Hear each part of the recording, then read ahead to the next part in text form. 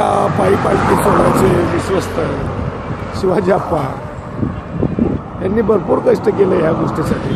रात्रंदिवस अहोरात्र जागून फार कष्टाची पराकाष्ठा करून राजेंद्र बरमदे यांनी व्हिडिओ शूटिंगचं काम चांगल्या पद्धतीने केलं.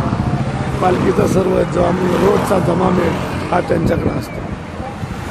अशा तऱ्हेने हे 12 दिवस आमचे कसे गेले आम्हाला समजलं नाही. सर्वात मूळ म्हणजे महत्त्वाचं, आमचे बाळासाहेब कुंभार या दत्त मंदिर संस्थान मोरवेचे ट्रस्टी यांनी अहोरात्र जागून या पालखी सोहळा संपन्न करण्यामागे सर्वात मोठा वाटा असेल तर बाळासाहेब कुंभार यांचा वाटा आहे. अशा पद्धतीनं हा रथ खंबाटकी घाटातनं आलेला आहे. आमचे भैयासाहेब श्री निखिल हिंगमिरे सर हे रथावर बसलेले आहेत. उत्कृष्ट पद्धतीनं ते दिवसभर सगळा सोहळा संपन्न करण्यासाठी या दिवशी खंडाळ्याच्या इथे येत असतात व सोबत आमचे रथाचे सारथी गाडगे आबा, भटसावळे काका हे सगळे इथं आलेले आहेत. बाळासाहेब व जयराम हे सगळे संपूर्ण आलेले आहेत. दिवसभर चालून थकून संध्याकाळी जाणे व झोपणे असा दिनक्रम यांचा चालत असतो. त्यामध्ये सर्वात मेन म्हणजे बाळासाहेब सपकाळ, जयराम पडळकर, डॉक्टर माळी व प्रमोद आमते हे अहोरात्र पूजेचं सर्व काही बघतात आणि फुलाची सजावटीचा भाग हा चिले महाराजांचा पायी पालखी सोहळा 1985 साली चिले महाराज मोरव्यात प्रथम 26 जानेवारीला आले.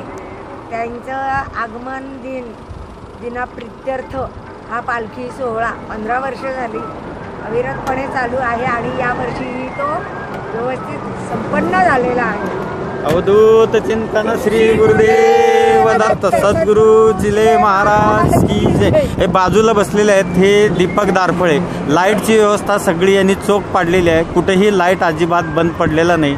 अशा पद्धतीने व्यवस्थित काम केलेलं आहे. तसेच या 10 दिवसात ही ॲम्ब्युलन्स वैद्यकीय सेवा म्हणून हे पुण्यातले डॉक्टर शीतल पौळ, डॉक्टर शिंदे, तसेच डॉक्टर नाळे, तसेच आपले डॉक्टर भोईटे यांनी सर्वांनी हे सेवा पूर्ण पार पाडलेली आहे. यामध्ये 2-3 फार्मास्युटिकलचे औषध आणलेले होते. हे संपूर्ण व्यवस्थित पद्धतीनं वाटप करून असा ह्या पद्धतीनं पालखी सोहळा संपन्न झालेला आहे.